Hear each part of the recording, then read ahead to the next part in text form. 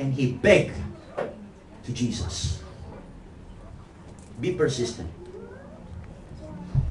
The man of the house is not only responsible, but persistent in looking for solution.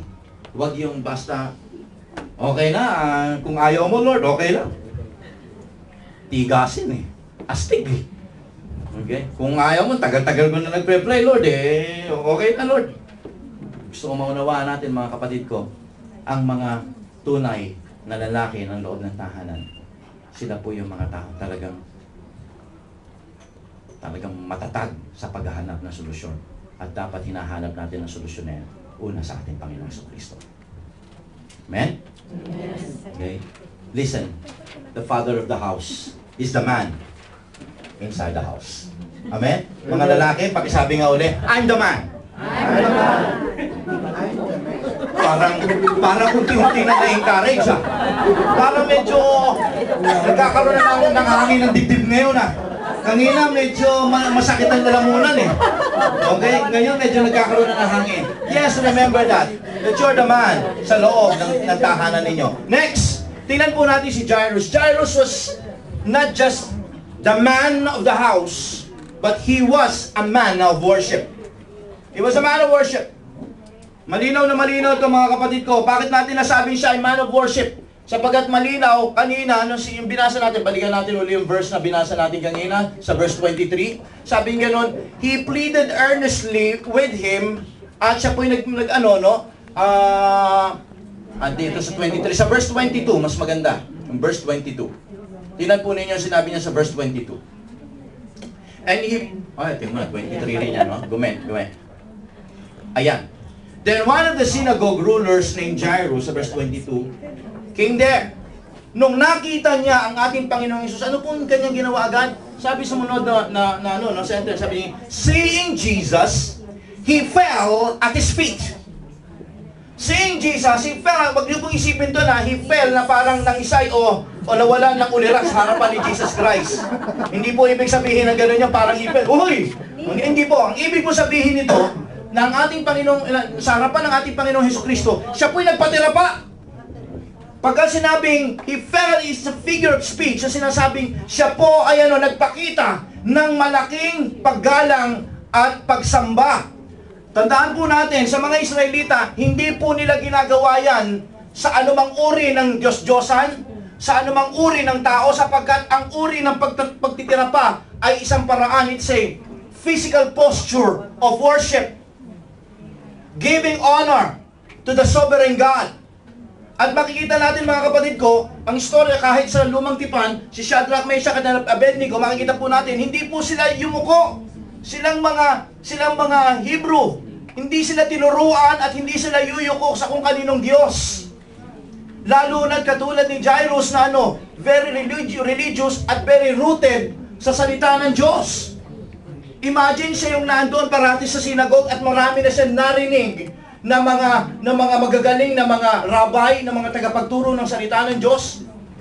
And then makikita po natin dito si Jairus, bagamat siya po ay masasabi nating kilala, masasabi nating makadiyos at maraming alam sa salita ng Diyos. Makikita po natin maraming kilalang mga kilalang mga rabbi. Saan po siya lumapit? Doon ba sa mga kilalang rabbi? No. Siya po ay lumapit sa ating Panginoon Jesucristo. Because he knows that Jesus Christ is no ordinary rabbi. He knows that Jesus Christ is Lord. Kaya nga po, ang binigay niyang paggalang sa ating Panginoon Jesucristo ay hindi paggalang sa isang nakakataas lang na pangkaraniwang tao. Ang kanyang ipinakita ay pagsamba sa isang Diyos. He fell at his feet. Hindi po yung basta yung lumuhod at humalik sa kamay. Yan po yung pagpapakita ng paggalang sa isang hari. But when you bow down and you fell to the ground, it's an act, it's a posture, okay, of worship. And this man, obviously, Jairus, is a worshiper. Hindi lamang po siya hearer ng salita ng Diyos, but he is a worshiper. He assumed his posture. Makita po natin, Jairus assumed the posture of humility and he gave that lavish honor upon Jesus. Pinapakita po niya rito, mga kapatid ko, na sinasabi niyang, Lord, I am just a servant and you are the Lord. You are the Master. Panginoon, I have a need and you are my answer. Makikita po natin dito, mga kapatid, yung pong posture ng pag-worship, kaya minsan meron po kami pagkakataon sa prayer and fasting. Pag nagpe-prayer and fasting kami dito, kung hindi para lang hindi man nakaka-attend pa ng prayer and fasting. Andito po ako, nagpe-pray po kami, sinasabi ko sa kanila, lumuhod tayo. Okay? Kasi po, bagamat sinasabi natin, pwede naman tayo mag-pray habang nagtatrabaho tayo, mag-pray habang naglalakad tayo, pray habang nakaupo tayo sa loob ng pwede po yon. Pero tandaan po natin, there is significance sa ating posture.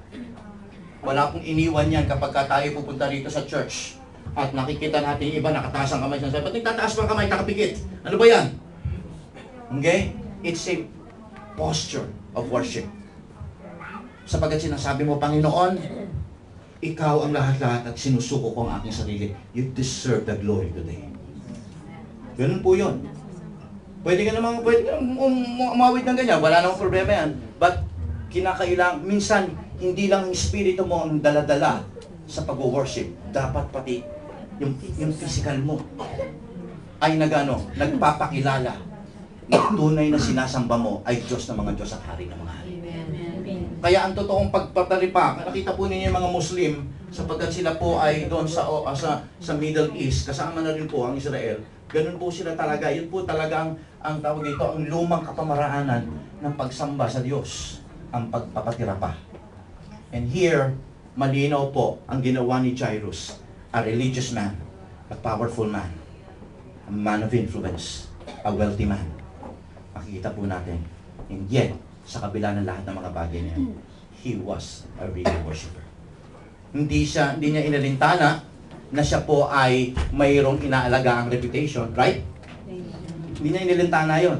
At imagine, si Jesus Christ po ay kilala pa ng ibang mga religious leader na pumupunta doon sa sinagoga na kanyang inaalagaan, na ang tawag nila kay Jesus Christ is the sinner's friend. Ang sabi nga nung marami doon, sabi ng mga ibang mga Pariseo diyan, sabi nila si Jesus Christ daw ay gumagawa ng himala hindi sa kapangyarihan ng Diyos kundi sa kapangyarihan ng demonyo. Okay, so ang pangit ng mga sinasabi mismo nitong mga nagtuturo sa loob ng sinagoga. And yet itong si Jairus was a synagogue ruler. And yet he gave Jesus a posture of worship. Showing and saying, kahit hindi niya pinagsisigawan, his action speaks that Jesus Christ is Lord of his life. Kaya nga po mga kapatid, wala siyang ibang nilapitan, wala siyang ibang inimbitahan in spite of the fact na napakarami niyang kilalang magagaling at mahuhusay na mangangaral sa panahon niya. Sapagkat alam niya na ang mangangaral, maaaring magbigay ng magandang pangaral, pero na kay Kristo ang tunay na kasagutan na hinahanap niya. Kaya kita po niya, sabi niya gano'n, Lord, sabi niya gano'n, ipatong mo lang ang iyong kamay sa aking anak, gagaling siya. Yun ang faith now. Yeah. Ang matindi rito, mga kapatid,